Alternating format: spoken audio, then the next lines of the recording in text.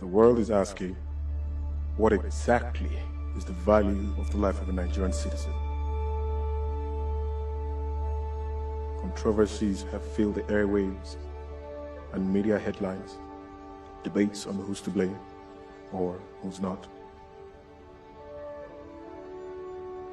But I tell you, I'm to blame. You are to blame. Every citizen of the Federal Republic of Nigeria is to blame. These innocent citizens came out to protest peacefully, demanding for their constitutional right. But corrupt and demonic, devilish politicians infiltrated their midst through their mercenaries and hijacked the protest, opening fire on 2 police officers, and the response is what we're seeing here today. These bodies lie here lifeless today because we know who these corrupt politicians are, yet we allow them gallivant freely amongst us with reckless impunity, reckless abandon. They lie here lifeless today because as a government organization and private organization, we see corruption flourishing and we do nothing about it. They lie here lifeless today because of every Nigerian citizen that gather in groups, indoors and outdoors, and argue about the state of the nation, about the corruption in this country, but do nothing about it. They don't even have the BVCs to vote these corrupt politicians out. They lie here lifeless today because of every mosque and every church that gathers their members in thousands and hundreds, week in and week out, and don't even mobilize these people to vote these corrupt politicians out. Use your PVCs. Use your PVCs after you pray, because I tell you, you can pray from now till thy kingdom come, but without works, your prayers are dead. Our brothers and sisters feed on wild plants and drink of their own urine so they can quench their thirst from the scorching sun of the Sahara while they cross in search of greener pasture. And above that same Sahara, that is 5,000 feet above, we have these men sitting in their luxurious jets, sipping on expensive wine and corseted in their first-class seats, while they loot away our national treasure into banks in the United Kingdom. Thousands of your brothers and sisters, your sons and daughters, are fed on by sea creatures and sharks, while their boat capsized in the Mediterranean Sea, all because they were looking for greener pastures in a foreign land. And then you have these men sitting their ugly, grotesque backsides on beaches in Malaga, Malibu, feeding on foods gotten from the same creatures that have for so long fed on your long-lost, youthful compatriots.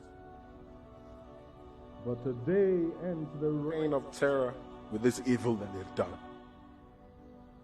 Because we're joined by 200 million Nigerians home and abroad, and with one voice we say that thus far and no more. These bodies lying here today, they're crying out for vengeance. But not only for themselves. They cry out for vengeance for those who have lost their lives in accidents on our horrible roads that have been commissioned to be fixed, but these men embezzle every single penny that has been put aside for these roads. They cry out in vengeance for the unfortunate citizens that have lost their lives fighting for their pensions and have gone unrewarded and their families left to dry. They cry out in vengeance for those that have lost their lives in civil and religious crises masterminded by these evil geniuses. They cry out in vengeance for our soldiers who have lost their lives to insurgents sponsored by these devilish politicians. They cry out in vengeance for our failed justice system that has seen thousands of men and women imprisoned for crimes they know nothing about. We will not be dismayed, my fellow compatriots. But there's absolutely nothing wrong with Nigeria that cannot be fixed by what is right with Nigeria. These masquerades of slavery have made a wrong spectacle of this great nation to the world. But together we will reconstruct the headlines and change the narrative. From our schools to our churches and our mosques, from our offices to organizations and our fora, from door to door and on every media platform, declare that henceforth there will be no peace for the wicked. Nigerians may have been slow, but we are not weak. We may have acted cowardly, but we are not stupid. We may have been silent, but we are not indecisive. Nigerians all over the world rise today to mourn our loss. And we say that we will no longer give oxygen to these thieves so that they choke on their iniquities. We'll vote them out of office. Give corruption a befitting burial in our land. And together we will build a nation, so much so that the international community will join us in saying, "O death, where is your sting? O corruption, where is your victory?" So arise, O compatriots, Nigeria's call obey. Serve our fatherland with love and strength and faith. The labor of our heroes past shall never be in vain. To serve with heart and might, one nation bound in freedom, peace and unity.